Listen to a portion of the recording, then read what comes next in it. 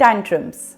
If you have a 4-year-old at home तो रोना, no बोलना, शाउटिंग, फ्लोर पे गिर जाना, चीज़ें फेंक देना, ये सब आपने ऑलरेडी देखा ही होगा। कभी कभी तो ऐसा लगता है कि ऐसा क्यों हो रहा है, हमारे बच्चे के साथ कोई प्रॉब्लम है। और कभी ऐसा लगता है कि हम एज पेरेंट्स सही पेरेंट्स नहीं हैं या सही पेरेंटिंग नहीं दे पा रहे हैं, जिसकी वजह से ऐसा हो रहा है।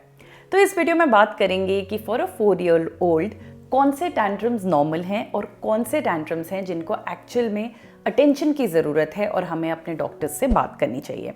वीडियो पसंद आए तो लाइक कीजिएगा, चैनल को सब्सक्राइब कीजिए, बेल आइकन को हिट कीजिए ताकि टाइमली नोटिफिकेशन हर वीडियो का आपको मिल सके।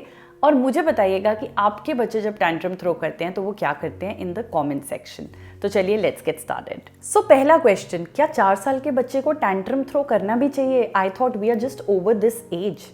वेल येस, 4 साल के बच्चे टेक्निकली देखा जाए तो अब बड़े बच्चे हो चुके होते हैं, बट उनके ब्रेन की डेवलपमेंट अभी भी चल रही होती है। सो उनके ब्रेन का जो इमोशनल पार्ट होता है ना, वो तो अब काफ़ी एक्टिव हो चुका होता है, बट जो logic plus self control part of the brain होता है वो अभी भी अंडर कंस्ट्रक्शन होता है। That is still developing and that is still experiencing basis which they display certain behaviours. इस स्टेज पे उनका बहुत सारा बिहेवियर डायरेक्टली लिंक्ड होता है to how they feel. Frustration, disappointment, anger, hunger, tiredness, overwhelmed by something, ये सारी feelings को एक्सप्रेस करना अभी उन्हें नहीं आता है। They are still learning how to express, they need guidance on how to express, और इसीलिए वो इस तरीके से अपने रिएक्शन को देते हैं। They are still learning the language of expression, और इस कम्युनिकेशन को जो वो डायरेक्टली बोल के नहीं कर पा रहे बट बिहेवियर के थ्रू दिखा रहे हैं, that is actually not a tantrum but it is communication of what they are going through. तो they are just overwhelmed, they are just going through something that needs to be solved for, जिसको वो communicate नहीं कर पा रहे और hence ये issue आ रहा है।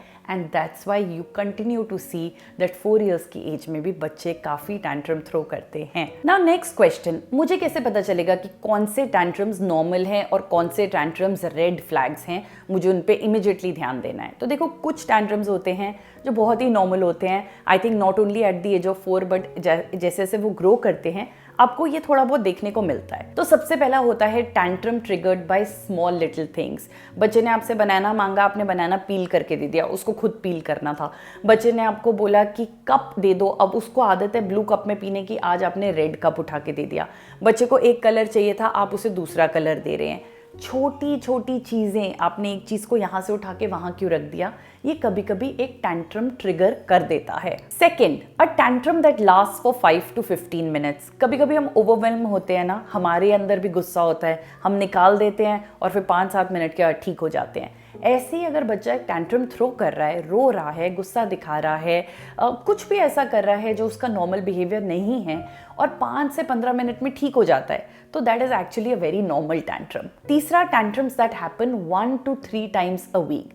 ऐसी कोई चीज़ जो हर रोज़ नहीं हो रही है, एक बिहेवियर नहीं बन गई है, रेपिटेशन नहीं हो रहा है, कभी कभी हो जाता है, कभी कभी उसके ट्रिगर्स होते हैं जो वो टैंट्रम में लीड करते हैं। That is also very normal. चौथा, tantrums when you set rules. आपने नोट किया होगा ना, बच्चा नॉर्मल है, हंस रहा है, सब कुछ ठीक है, आपने एकदम से बोला बस अब टीवी बंद कर दो, बहुत टाइम हो गया, एकदम से उसको गुस्सा आ गया।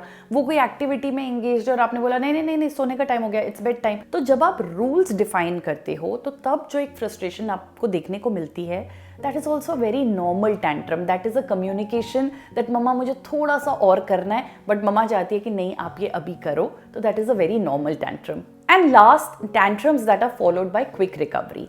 4 साल की एज तक बच्चों को अपने आप को काम डाउन करना काफ़ी हद तक आ जाता है। जब बच्चे छोटे होते हैं तो वो खुद को काम नहीं कर पाते, हम उनकी हेल्प करते हैं, but around 4 years they know. आप उनको थोड़ा टाइम आउट दे दोगे, थोड़ी देर अकेला छोड़ दोगे, थोड़ा वो रो लेंगे, उनके अंदर से सारा निकल जाएगा, तो आप देखोगे वो खुद ही काम डाउन हो जाएंगे।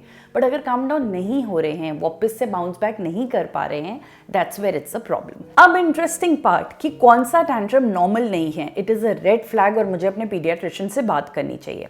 सबसे पहला, tantrums lasting more than 30 minutes। आप देख रहे हो आधा घंटा हो गया, आधे घंटे में तो हम भी नॉर्मल हो जाते हैं, बच्चा नॉर्मल हो ही नहीं पा रहा है, रोए जा रहा है, गुस्से में ही बैठा है, उसका गुस्सा कम नहीं हो रहा, गुस्सा बढ़ता ही जा रहा है, तो that is not a normal tantrum and needs attention. Second, tantrum with aggression and at times extreme aggression. एक इंटेंट दिखाना आपको हर्ट करने का। देखिए बहुत फर्क है, मुझे गुस्सा आ रहा है, मैंने चीज़ उठा के फेंक दी क्योंकि मुझे आपकी अटेंशन चाहिए, मैं जैसे ही कुछ फेंकूंगी आप मुझे अटेंशन दोगे। मुझे गुस्सा आ रहा है और मैंने वो चीज़ उठा के आप पे फेंकी क्योंकि मेरा इंटेंशन है आपको हर्ट करने का। This is a very aggressive tantrum and this is a red flag. तो हिटिंग, बाइटिंग, किकिंग, और ये आपको रेगुलर बेसिस पे दिख रहा है, समझाने के बाद भी दिख रहा है, that is a red flag. Third, tantrums happening every day या multiple times in a day. बच्चा बारी बारी रोता ही रहता है, बारी बारी उसको गुस्सा आता ही रहता है, तो there is some underlying cause, this is not normal.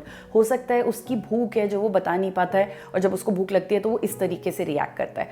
हो सकता है कि वो जल्दी थक जाता है और आप अभी भी उसको कह रहे हो खेलो खेलो खेलो, और वो उस तरीके से रिएक्ट करता है। तो if that is happening every day then it's becoming a routine and it's not normal. अगला, आपका बच्चा आपके बिना काम डाउन हो ही नहीं पा रहा है, किसी के कंट्रोल में नहीं आ रहा है, कहीं स्कूल में बाहर कोई उसको कंट्रोल नहीं कर पा रहा है, उसको मम्मा ही चाहिए या डैडी ही चाहिए। That is also not normal, because 4 साल के बच्चे काफ़ी इंडिपेंडेंट हो जाते हैं और वो अपने आप को खुद काम डाउन करना शुरू करते हैं या ऐसी चीज़ें समझते हैं पेरेंट्स की गाइडेंस में जो उनको काम कर सकती हैं। अगला and very important, tantrums that prevent daily functioning.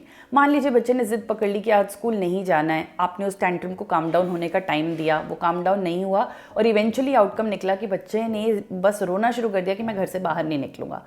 तो जो भी डेली एक्टिविटीज़ हैं अगर वो डिसरप्ट हो रही हैं क्योंकि टैंट्रम इतना बढ़ गया है, then that is definitely a red flag. Tantrums with regression, guys ये बहुत इंपॉर्टेंट है।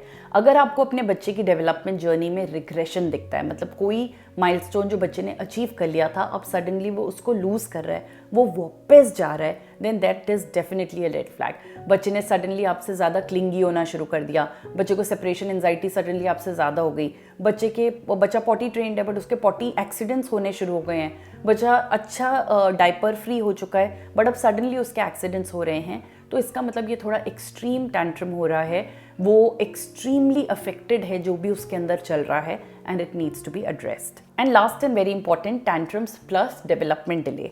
आपको दिख रहा है आपके बच्चे में काफ़ी टैंट्रम्स है बट साथ में उसमें उसकी एज के अकॉर्डिंगली डेवलपमेंट डिलेज भी हैं, जैसे कि social belongingness, communication, speech delay, instructions follow नहीं कर पाना, मोटर स्किल्स रिलेटेड डिले। अगर आपको ये डिलेज दिख रहे हैं तो these could also be impacting the child which is causing frustration and you should be discussing it with your doctor. सारे जो रेड फ्लैग्स हमने बात करी उसका मतलब ये नहीं है कि बच्चे में कोई प्रॉब्लम है, उसका मतलब ये है कि there may be other things that are going on with the child that need attention.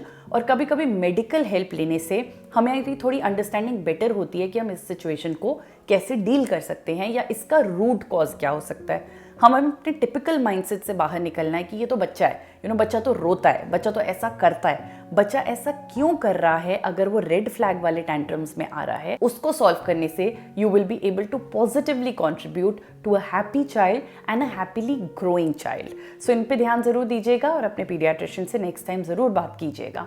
Thank you so much, bye bye.